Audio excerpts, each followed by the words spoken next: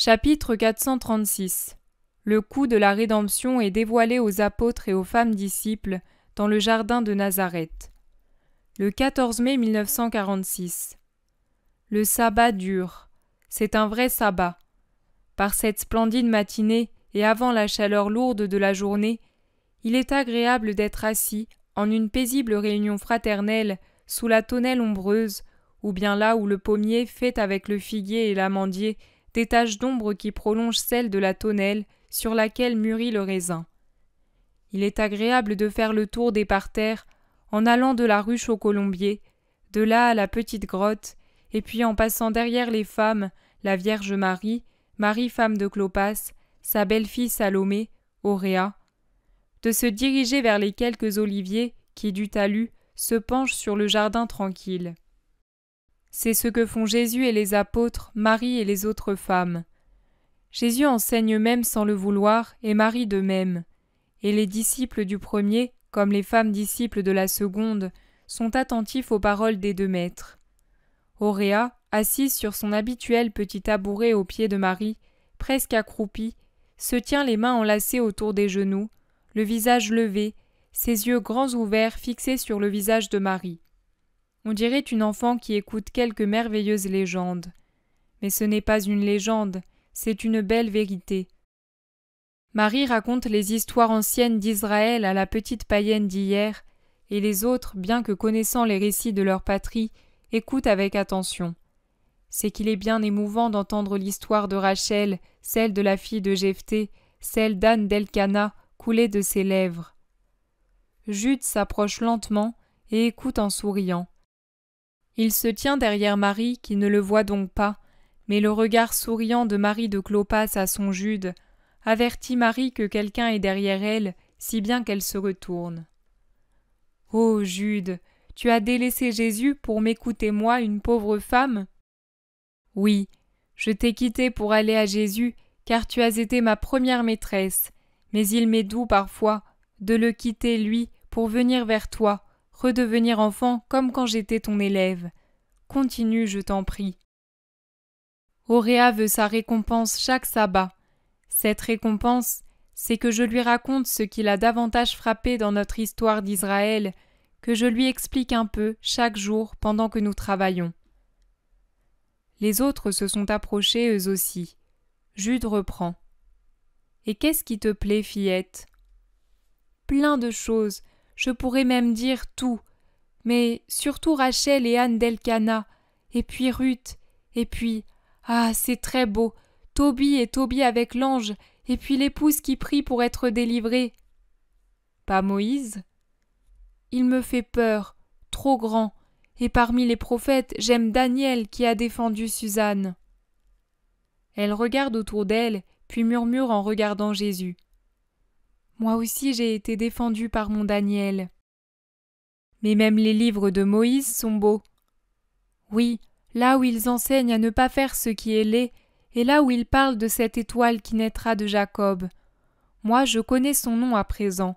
Avant, je ne savais rien, et je suis plus heureuse que ce prophète, car je la vois et de près. Elle m'a tout dit, et moi aussi je sais. Termine-t-elle d'un air quelque peu triomphal. Et la Pâque, elle ne te plaît pas ? Si, mais les enfants des autres sont aussi des fils d'une maman. Pourquoi les tuer ? Je préfère le Dieu qui sauve à celui qui tue. Tu as raison. Marie, ne lui as-tu pas encore raconté sa naissance ? Demande Jacques en montrant du doigt le Seigneur qui écoute et se tait. Pas encore. Je veux qu'elle connaisse bien le passé avant le présent, pour comprendre ce présent qui a sa raison d'être dans le passé. Quand elle le connaîtra, elle verra que le Dieu qui lui fait peur, le Dieu du Sinaï, n'est qu'un Dieu d'amour, sévère, mais toujours un Dieu d'amour.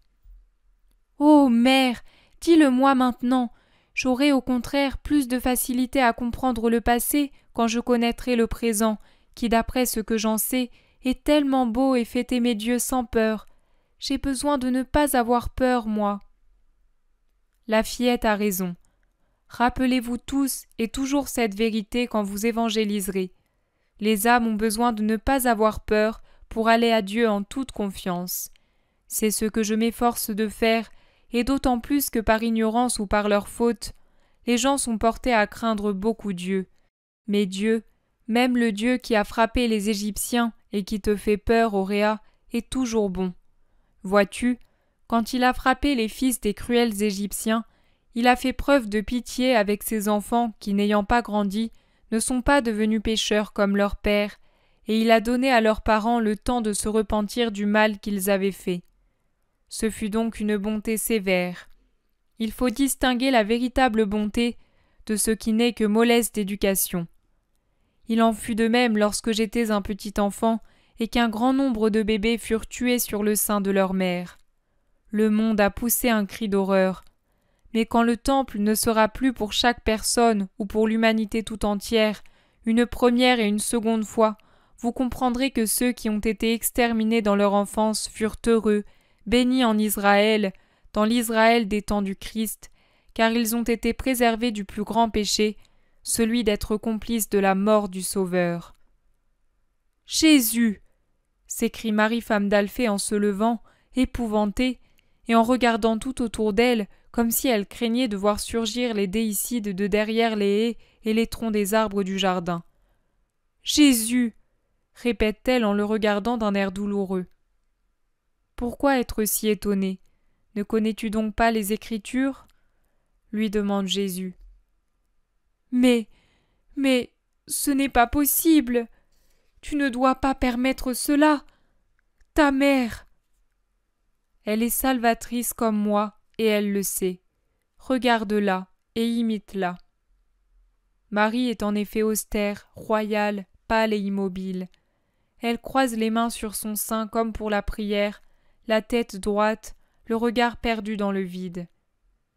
Marie, femme d'Alphée, la regarde, puis s'adresse de nouveau à Jésus. « Mais tu ne dois tout de même pas en parler. Quel avenir horrible! Tu lui enfonces une épée dans le cœur. » Il y a 32 ans que cette épée y est.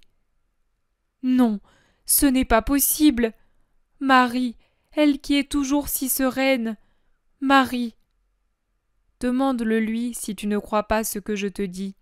« Oui, je le demande. Est-ce vrai, Marie? Tu sais ?» Et Marie, d'une voix blanche mais ferme, répond. « C'est vrai. Il avait 40 jours, et cela me fut révélé par un saint. Mais même auparavant, quand l'ange m'a dit qu'en restant la Vierge, j'allais concevoir un fils qui, en raison de sa conception divine, serait appelé Fils de Dieu, et il l'est réellement. Et lorsque dans le sein stérile d'Élisabeth, un fruit se fut formé par un miracle de l'Éternel, je n'ai pas eu de peine à me rappeler les paroles d'Isaïe. Voici que la Vierge concevra un fils qui sera appelé Emmanuel. Isaïe tout entier, là où il parle du précurseur, et là où il parle de l'homme des douleurs, rouge de sang, méconnaissable, un lépreux, pour nos péchés. L'épée est dans mon cœur depuis ces jours-là, et tout a servi à l'enfoncer davantage. Le cantique des anges, les paroles de Siméon et la venue des rois d'Orient, et tout. Mais quel autre tout, ma Marie? Jésus triomphe, Jésus fait des prodiges, Jésus est suivi par des foules toujours plus nombreuses. N'est-ce pas vrai? Dit Marie, femme d'Alphée. Et Marie, toujours dans la même position, répond à chaque question « Oui, oui, oui », sans angoisse, sans joie, seulement un assentiment paisible parce qu'il en est ainsi. Alors, quelle autre souffrance t'enfonce l'épée dans le cœur? Oh, tout! Et tu es toujours si paisible, si sereine, toujours pareille à la jeune épouse arrivée ici il y a 33 ans, et je m'en souviens comme si c'était hier.